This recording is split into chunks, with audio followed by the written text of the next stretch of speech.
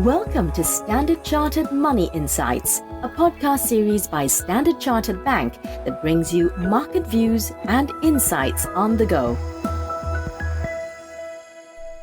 Hello everyone, my name is Manpreet and welcome to Cut to the Chase. Now it was a volatile day overnight with US equities taking a big tumble. The S&P 500 was 4% lower while the Nasdaq was 4.7% lower. European markets were down moderately as well, but much of the selling pressure was really concentrated in the US. Now, all sectors closed lower, though it's interesting that consumer discretionary staples were the key underperformers, leading markets lower, while it was really financials, healthcare and utilities which still outperformed at least on a relative basis. This does, however, link into the trigger, which was a poor earnings report from a major retailer. This one, of course, adding to a string of several very visible disappointments among major retailers at least, which were driven in turn by concerns over US consumer sentiment, as well as worries about the impact of rising input costs. Now, there are a few observations that do stand out to us. First is that the main challenge cited by major retailers was rising input costs, with more than one firm citing higher fuel and wage costs and challenges in logistics being key factors behind missing earnings estimates. Now, markets are, of course, more concerned about the macro question this raises over the long-term direction of profit margins, especially in this sector. Now, these worries notwithstanding, though, we'd still remind ourselves that the broader equity market earnings outlook is still growing well, with Q1 earnings growth expected to grow by over 10%, as we noted in our last weekly market view. Now, second is that retailers also cited lower than expected sales for discretionary items like televisions and other large ticket items, raising worries that consumer sentiment remained soft and that spending power was being channeled to food and energy amid rising prices across these two areas. Now, to an extent, this does match the signal from our own recession checklist, where US consumer sentiment is one dark spot amid what is otherwise still a pretty benign recession checklist.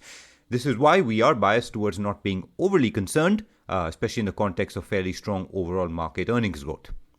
Now, third, though, we did find it interesting that some of the market correlations appear to be normalizing.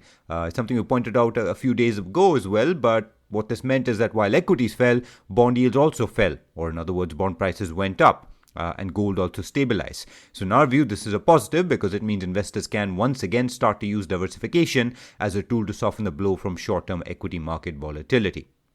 Fourth and finally, the last point we'd make is that while it's easy to get caught up in one day's move, it's always helpful to step back and place a sell-off within the bigger picture. Now, what that shows us that since the early January peak, the S&P 500 is down about 18%.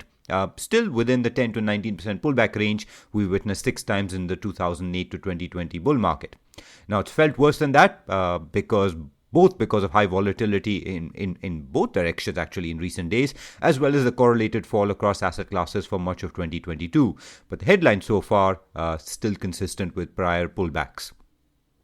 Now, yesterday's move does bring the index back near the 12th May close level, and in our view, S&P 500 technicals do offer support about every 100 points down between 4,000 and the 3,600 levels.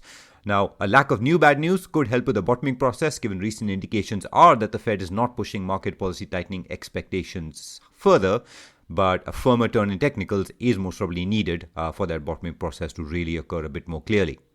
So that's the short-term view and observations, but of course it's Thursday, so please do look out for Steve's Through the Noise podcast tomorrow, which will help place a lot of what we've seen this week in a bigger picture perspective. But we'll pause there. If you enjoyed this podcast, please don't forget to rate and like it. Thanks for listening. We wish you a happy trading day ahead. Thank you for listening to Standard Chartered Money Insights, a podcast series by Standard Chartered Bank.